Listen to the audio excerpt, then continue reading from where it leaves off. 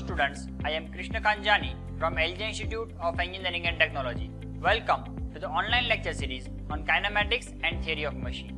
In this session, we will learn inversion of single slider mechanism. Okay, so in this session, we will learn what is inversion of mechanism and then we will study inversion of single slider mechanism. So let's start with first single slider mechanism. So any mechanism which is containing one sliding pair can be termed as a single slider mechanism. So over here in this mechanism we will be having four kinematic links. Over here you can refer the first one, that is your fixation, that is frame, link number 2 crank, link number 3 connecting rod, and fourth one, that is your slider. Now over here you can refer that the piston is reciprocating inside this cylinder and rest of all the three components, that is link number 1 and 2, 2 and 3 and 3 and 4. Okay, these all the pairs are making turning pair and this link number 4 is connected with link number 1 as a sliding pair. So in this mechanism we will be having 3 turning pair and 1 sliding pair. Okay, so now first of all, inversion of mechanism. So if we will fix one link of a kinematic chain, that will give us one mechanism. So the process of obtaining different mechanism by fixing different links of a kinematic chain is known as an inversion of mechanism. So we will study 5 inversions of single slider mechanism, that is pendulum pump, rotary IC engine, oscillating cylinder, crank and slotted lever quick return motion mechanism, and Whitworth quick return motion mechanism. Okay, so first two, that is pendulum pump and rotary IC engine, that we have studied in our last session. So in this session we will learn about the rest of the 3 inversions. Third inversion of single slider mechanism, that is oscillating cylinder engine.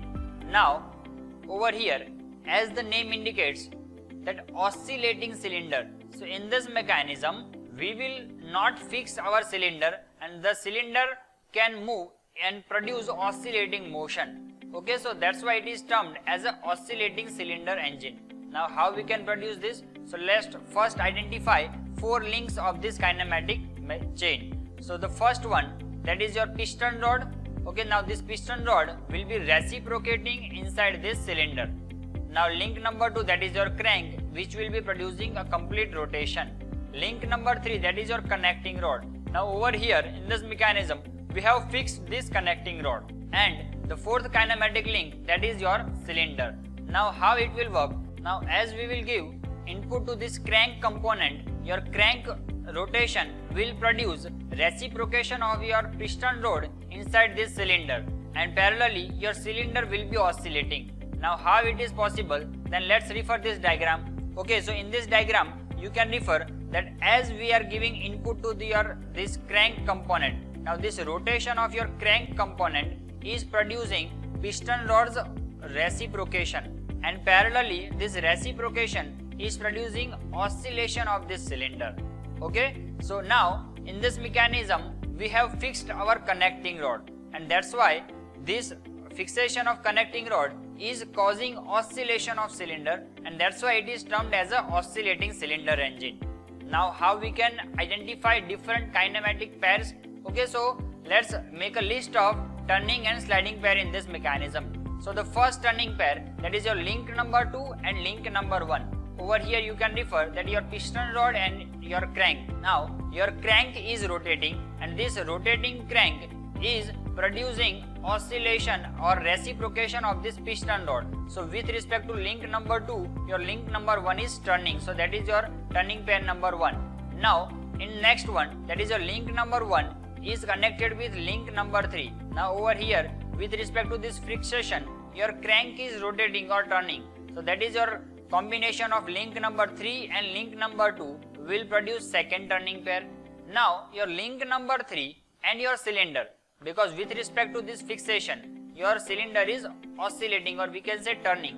Okay, so that will form third turning pair of this mechanism, and the sliding pair, that is again the piston and cylinder assembly. Okay, so the piston is reciprocating inside this cylinder, so which is producing a sliding pair. So in this way we can mention that in this oscillating cylinder engine we can make list of 3 turning pair and 1 sliding pair. Okay, now let's learn fourth inversion of single slider mechanism and the most important inversion, that is crank and slotted lever quick return motion mechanism. Okay, Now, as the name indicates, first let's refer the names. Okay, so over here crank and slotted lever. So in this mechanism, we will have one crank component and one lever component which is slotted. Okay, and this mechanism will produce quick return motion mechanism. Okay, now let's first identify number of links in this mechanism. So over here, this one number is indicating your link number 1. Now this link number 1 is your fixation.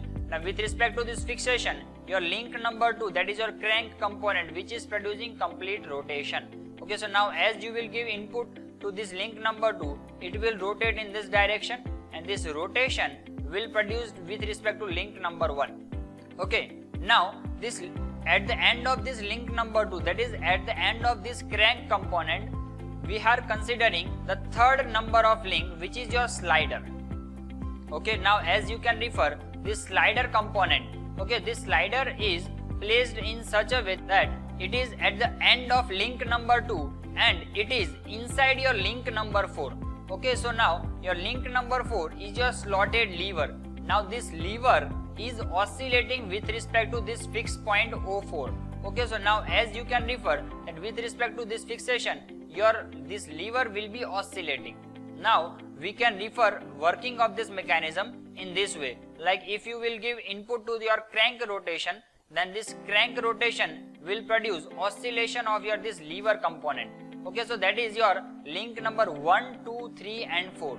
Now at the end of this link number 4, we are connecting one rod which is connected with your cutting tool. Now as you can refer, the rotation of this crank component is producing reciprocating motion of this block. Now you can refer in this block that the forward motion of your block is slightly slower than your return motion. So let's refer that how we can produce this type of motion, that is quick return motion. Okay, so to understand that, we have to learn this diagram in detail. So let's identify various components. Okay, so your first component, that let's consider this slider as your link number 1. Now this at the end of your slider, you are connected with your crank component. Okay, that is your link number 2. This crank is connected with your fixation body. This fixation, that is your link number 3, and this link number 3 is containing link number 4, that is your slotted bar. Okay, so now let's refer first how it will work. With respect to this fixation, your crank will be rotating, and this rotation of crank will give you extreme positions at B1 and B2 position. Okay, now these extreme positions can be obtained by taking tangent of this circle from this fixed point. Okay, so that will give you the extreme position of your slotted lever.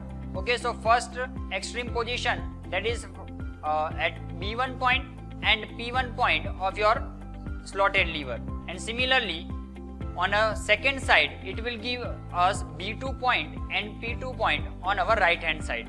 Okay, so now this P1 to P2 motion will produce forward motion, and P2 P1 motion, that will give us return motion. This will give us the reciprocating motion of ram, which is used in our shaper machine. Okay, so let's refer that how the shaper machine works. So over here you can refer that this rotation of this crank is producing reciprocation. Okay, but now why it is different? Then over here you can refer that your forward motion, which is your first motion, which is cutting motion, while in return your cutting tool will be ideal because it will not remove any material.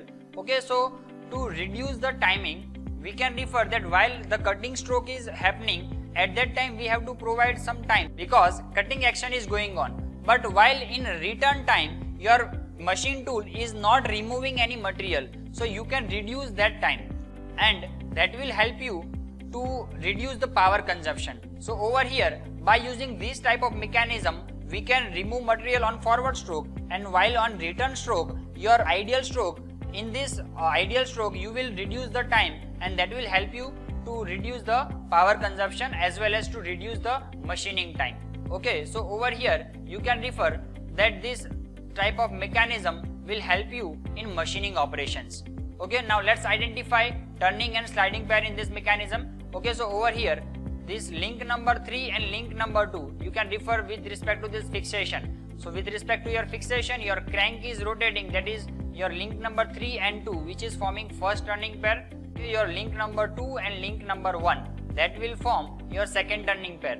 Now in third turning pair, your link number 3 and slotted bar, over here you can refer that with respect to this fixation, that is your fixed link number 3, your slotted bar is oscillating, so that is forming first one turning pair.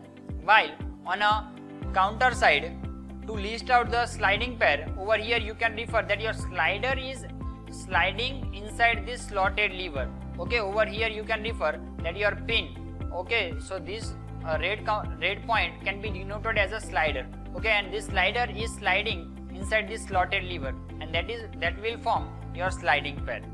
Okay, so in this way we can make list of turning and sliding pair in this mechanism.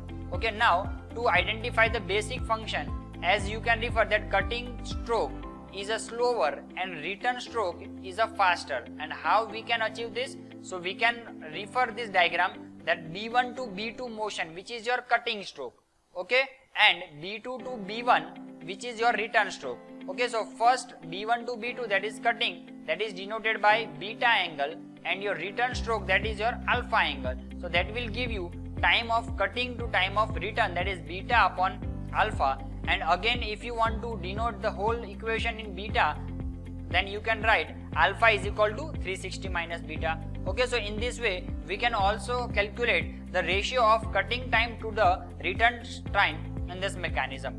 Okay, so this is all about crank and slotted lever quick return motion mechanism. Sometimes in exam they will ask to calculate the ratio of cutting time to return time, so at that time you have to use this equation. Okay, so let's refer the last and fifth inversion of single slider mechanism, that is Whitworth quick return motion mechanism. Now as the name indicates, it is also a quick return motion mechanism. Okay, so in this mechanism we will also achieve that your cutting time will be higher than your return time, and your return time will be faster. Okay, so that's why it is quick return. Now how it is happening over here? So in this mechanism, let's again find out links. Okay, so your link number 2, that is your fixation. Now this link number 2, with respect to this link number 2, your crank is rotating. Now rotation of this crank is producing movement of point A. So we can say the position of A will be achieved A2 and A1 over here. Okay, so this circle will define that how the motion of your crank will happen. Now due to motion of this crank, your slotted lever, over here you can refer this slotted lever inside which your slider is sliding. Okay, so this slotted bar or slotted lever will be also rotating, but the center of your slotted lever is point D. Okay, so now over here with respect to point D, you have to make a circle which is denoting position of your point P, which is defining reciprocation of this ramp. Okay, so now this rotation of point P will produce extreme positions P2 and P1 over here, and that will give you the return to cutting time. Okay, now you can refer the working of this mechanism from this diagram, that as you are giving input to this your crank component, that is your green circle, now this rotation of crank is producing reciprocation of this ramp component. Okay, so this is also a one type of quick return motion mechanism. And if you want to calculate the cutting to return time, so over here the cutting time can be achieved. So to produce this cutting time, you can refer that your position will be moving from A1 to A2. Okay, so this angle A1 to A2 is denoting your alpha angle, and your return angle will be your beta angle, that is from your A2 to A1 position. Okay, so that will give you the ratio, that is time of cutting stroke to time of return stroke, that is your alpha upon beta, and that will be also written as alpha upon 360 minus alpha. Okay, so this is all about fifth inversion Whitworth quick return motion mechanism. In this way we can study 5 inversion of single slider mechanisms. Thank you.